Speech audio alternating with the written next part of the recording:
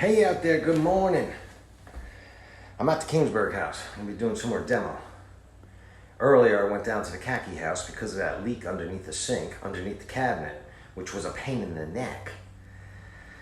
The plumber went out yesterday and fixed it, so I went and took a look at it. He does amazing work.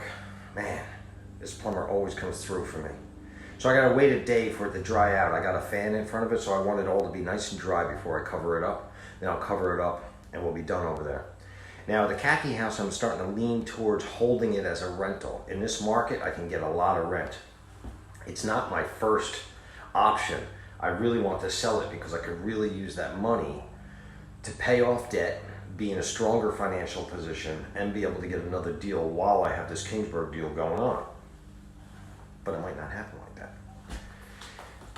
I was also thinking on the way over here to Kingsburg, like, I'm not getting this demo done as fast as I should be.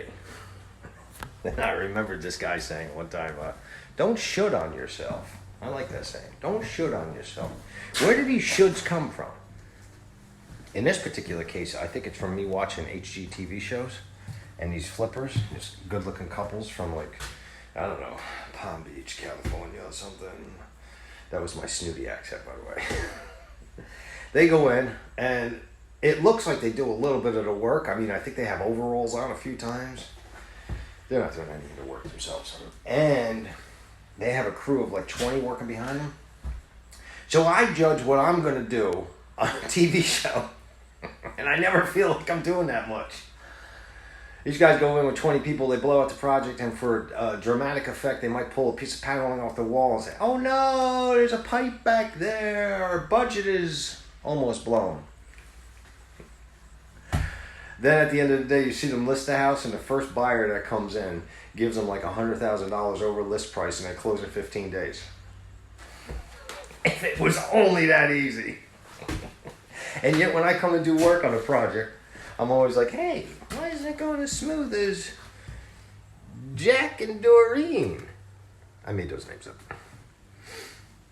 You know, I don't do a lot of things right on these projects, but I do a couple things right. And one of my biggest strengths, I'm not patting myself so hard in the back that I'm breaking my arm, but one of my biggest strengths is buying right.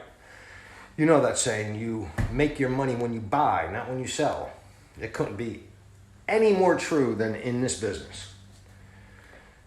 On this Kingsburg house, I bought the house and I put the budget together where I padded the budget so that this way I could pay myself a decent amount of money while I'm doing the project myself. Do I want to do all the work myself? Probably not. However, it is good for me. I feel good at the end of the day. So I have money in this house to make income while I'm doing the rehab. And then I can hold this house also at the end. Now, it's going to be tight for me to move on to a different project. I'm going to have to get this house complete before I can move on to a different project, which kind of stinks because anything comes up right now, I'm spread out a little too thin. However, nothing for nothing. In the long run, holding property, I've preached about this, is the true source to wealth. Like, yeah, I want instant gratification. I want the cash coming in from the sale of the property. But ask me 3, 4, 5 years from now about whether or not I'm happy that I held the property. And I'll be like, heck yeah, I am. The cash flow that I got coming in right now, this is me talking 3, 4, 5 years from now. The cash flow I have coming in right now is just gives me such peace of mind. The equity that I have as far as how much it's grown over the past couple of years with the appreciation that we've seen in this, it's all going to be good. But I'd like some cash now. Let me show you some of the demo I did yesterday. So I got all this nasty carpet up because it was so stinky. I was thinking that was the source of the stink. So the house already smells a little bit better. I was hoping to save some of this baseboard. But each time I pull a cover off, every one of them has a split like that. Oh, how did all that get in here, Harry? All that, it looks like it could possibly be a nest from a squirrel or mice or a rat. Oh! Yep, took down the crown molding and they were living up there. I was picturing them running around the crown molding, like that hollow channel, like, hey, we're having a good time, can't catch me. This is where the heat source used to come up. So, this is the only section I think I'm going to replace the subfloor. And I'm going to make it all level with the kitchen, this little foyer area, and run all the same flooring throughout. Now, in case you guys are wondering, these tile are asbestos. The reason I know that they're asbestos is because they measure 9 by 9. So that's how I know.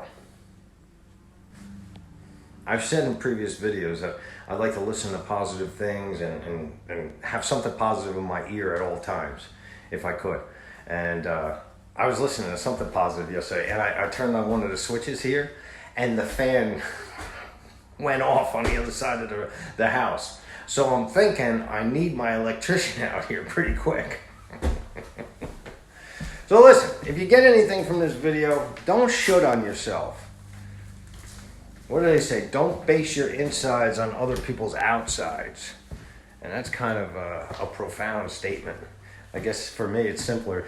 Don't watch any more HGTV flipping shows. See you later.